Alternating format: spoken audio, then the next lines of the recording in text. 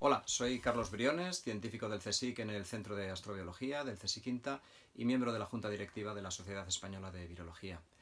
Recientemente hemos escrito un artículo, mi colega y amigo Juli Peretó y yo mismo, para The Conversation, en el que intentamos desmontar los bulos que circulan acerca del origen del SARS-CoV-2, este virus, este coronavirus, que ha producido la pandemia de COVID-19 que nos mantiene pues, en casa, retenidos a todos, ¿verdad? Es un tema muy importante el origen porque nos puede ayudar mucho para encontrar fármacos, para diseñar mejores vacunas y también para comprender mejor la biología del propio virus. La ciencia está trabajando intensamente en muchos campos de investigación relacionados con el virus y la pandemia. Los sanitarios están dando su vida por nosotros, pero mientras tanto existen opinadores y personas que no hacen sino propagar fake news, bulos, noticias falsas, y precisamente el tema del origen es uno de los que más han centrado este intento de bueno, pues aportar teorías que no tienen ninguna base científica.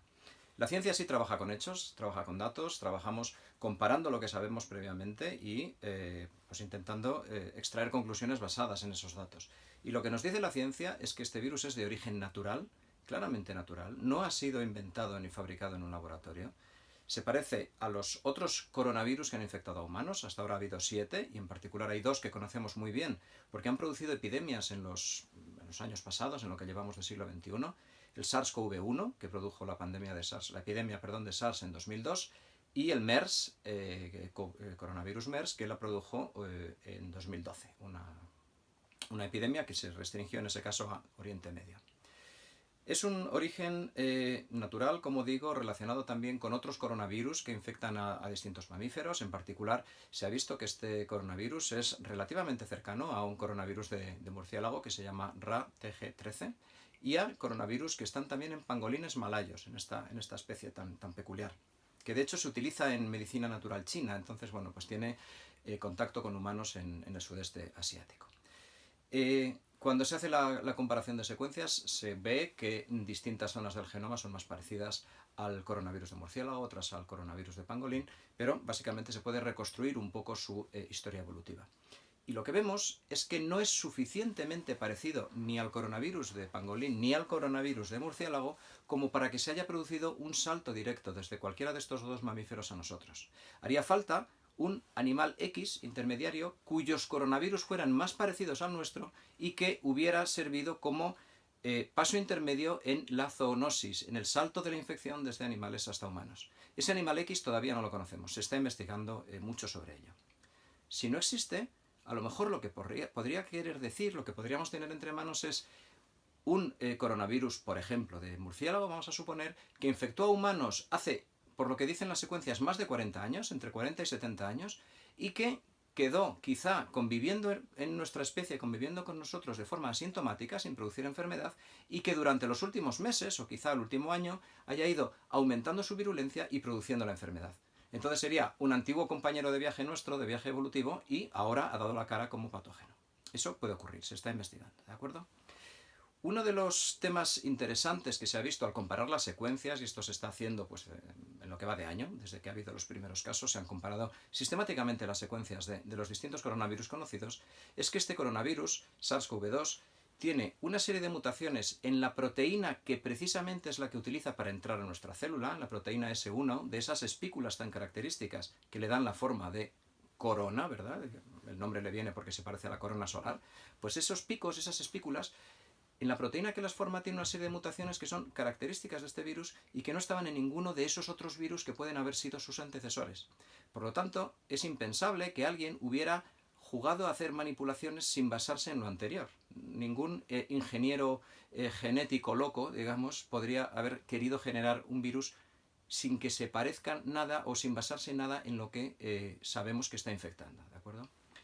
Además, cuando se ha comparado esta proteína, la S1 de la espícula, se ve que existe en una de las zonas clave de esta proteína una inserción de 4 aminoácidos. 4 aminoácidos que no están en ninguna de las secuencias ni de otros coronavirus humanos, ni de, como decía, pangolín o murciélago. Tampoco sería posible que a alguien se le ocurra, a partir de los datos anteriores que existen en las bases de datos de coronavirus, estas mutaciones en particular, esta inserción de 4 aminoácidos en particular. ¿De acuerdo? Además, no existe, cuando vemos el genoma del coronavirus, ninguna señal de las que la ingeniería genética deja, digamos, cuando algo se ha manipulado artificialmente. Por lo tanto, no hay nada, no hay ninguna evidencia que nos esté diciendo que ese virus se ha generado de forma artificial en un laboratorio. ¿De acuerdo? Por lo tanto, el origen es natural. El origen es, precisamente, la consecuencia de la evolución. Lo que Darwin nos enseñó es que todas las especies evolucionamos, nos adaptamos al entorno que tenemos y las presiones selectivas que se van aplicando dirigen nuestra evolución en un sentido o en otro. Los virus, aunque no se pueden considerar como seres vivos porque no tienen un metabolismo, sí actúan como entidades evolutivas que van respondiendo a esas presiones selectivas. Esos virus, en este caso este coronavirus, en su interacción con los humanos, mediada por ese salto de hospedador, por esa zoonosis desde otro animal a los humanos, y eso es muy posible que ocurra en el sudeste asiático, porque hay una mezcla constante entre humanos y animales salvajes, se utilizan en alimentación, se utilizan, como decíamos, en medicina natural. Otra cosa es que sirva para algo esa medicina natural, pero bueno, se utilizan con esos fines.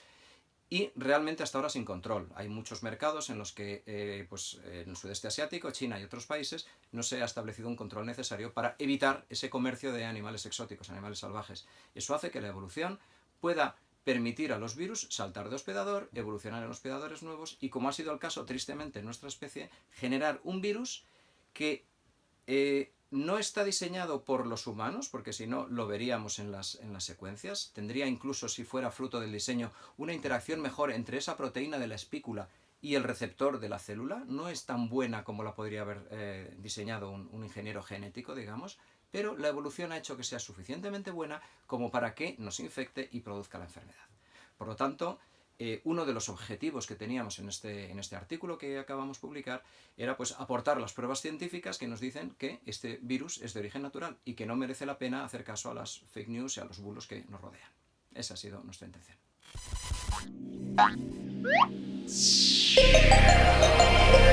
Universitat de València.